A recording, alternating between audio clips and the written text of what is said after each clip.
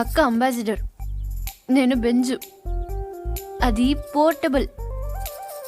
నేను ప్లాస్మా, అది life boy. నేను లక్స్. అందుకే నా అందం దానికి ప్రాబ్లం కాకూడదని ఇలా వచ్చాను. దేవుడు దయ వల్ల దానికి పెళ్ళైపోతే అక్కడ గంటకు తగ్గ బంటలో హృతిక్ రోషనో అభిషేక్ బచ్చనో దొరకపోలే. చూసావా, నువ్వు కూడా చూపు తిప్పుకోలేకపోతున్నావు. అయ్యో దేవుడా, ఎందుకయ్యా ఇంత అందం ఇచ్చావు నాకు?